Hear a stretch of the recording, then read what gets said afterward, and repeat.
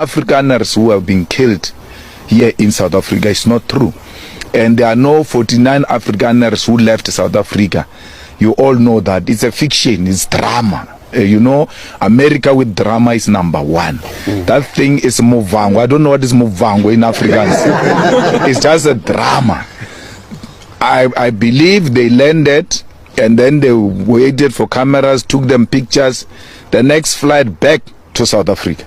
If those people are farmers, it means there are 49 farms available. Why are we not expropriating them? Because they've abandoned them. But why is the media not telling us? Because they say these are farmers. Why is the media, through its own investigation, say to us, this picture you see is a farmer at this. They are not farmers. There's no one who left farming here in South Africa. I suspect that those whites were these ones who were looking after cars at the parking lot. They were attending to cars and they went to fetch them there. They can't live. They will never live the kind of life they live here in South Africa anywhere else. Even if you live here as a millionaire and you go to USA, your money gets reduced to nothing. So no American or Afrikaner will leave South Africa for America. It's not true. Our country, there's no killing of white people. We're not killing white people. We're demanding our land. We're saying, let's share this land. Let's all work the land.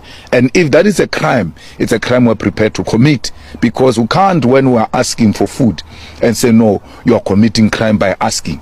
We're having a robust debate on land in South Africa. And that must never be used to silence us by America.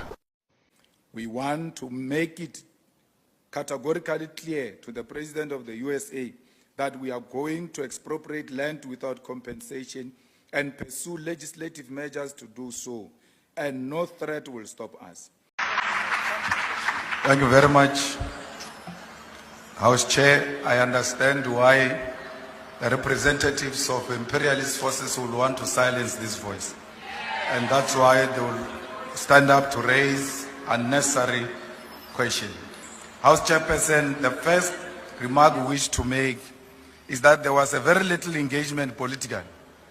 If anything, people want to blackmail us about aid and all sorts of things. But they know very well that there is no reason related to any wrongdoing by South Africa which has led to USA cutting its own aid. You can't say Donald Trump must be elected today and the following day he makes executive orders, and then you come here and blame the South African government as if the South African government did not do anything in between.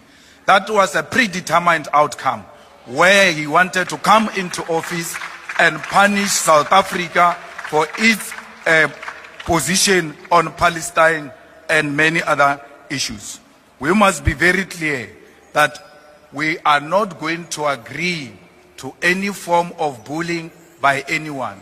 It's a lie that there is farm killings in South Africa. Actually, those who are married in farms and owning farms, they kill each other for money, for policy money. Mr. President, I don't know wittingly or unwittingly, when you were answering the question about our relationship with the USA, not once have you mentioned DERCO or Minister of International Relations. And this is as a result of you having met Elon Musk during the UN General Assembly and knowing very well the views of Elon Musk about South Africa, racist, white supremacist views about South Africa, which led to you meeting him because you thought you were going to clarify those issues. Unrepentant racist became emboldened and then made more bad remarks about South Africa even after meeting you physically. You still saw a need to go outside the diplomatic channels and made a contact with an individual, not using diplomatic relations or mechanism within which we resolve diplomatic disputes as South Africa. Don't you think you individually have emboldened white people to undermine us, and you have single-handedly destroyed the diplomatic relations of South Africa with other countries and you have destroyed and juniorized the Department of International Relations. Le re tloetša ka makgowa, Mr. President. And le swantše le tsebe gore nto ya go bolela le ditsotsi tša go tshwana le bo Elon Musk ko re taletša ka bana ba makgowa. And worse, Elon Musk, you organized a meeting with him or that telephone conversation through his immoral father, politically, economically, and otherwise. A man who has engaged in business in South Africa through illegal means, even when he has admitted to do so. Those are the type of characters you can't speak to. Imagine, Mr. President, had they said Donald Trump would called the Guptas during that time. What were you going to say? You are going to say that Guptas are an independent state actor. You are not going to say that. You are going to feel undermined. And that's exactly what you have done. What are you saying about established practices of resolving issues in a diplomatic way and diplomatic channels in South Africa? Do you have a full confidence in the Minister of DERCO and the department itself? You speak about an ambassador in Washington or New York. That ambassador belongs to the Department of International Relations.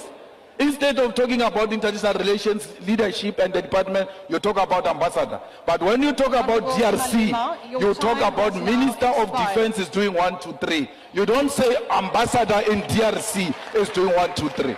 Thank you very much. Honorable President. Rubbish to say there is white genocide. There is black genocide in the USA. They are killing black people in the USA. My view is that Donald Trump is contributing in this debate which is going on. And in the process of contribution, Donald Trump make a similar contribution that were made by white people, all of them, in the hearings, in the public hearings. Donald Trump is not saying anything we have not heard from white people. In all the hearings, I even commented and said, I'm still to meet a white person who support expropriation of land without compensation. So why are you shocked? I see leaders of the EFF and everybody responding to Donald Trump. I don't have time for nonsense. I expected this. And more backlash is going to come. If South Africans are not ready to expropriate the land because they are scared of sanctions, they are scared of bloodletting, then don't vote for the EFF.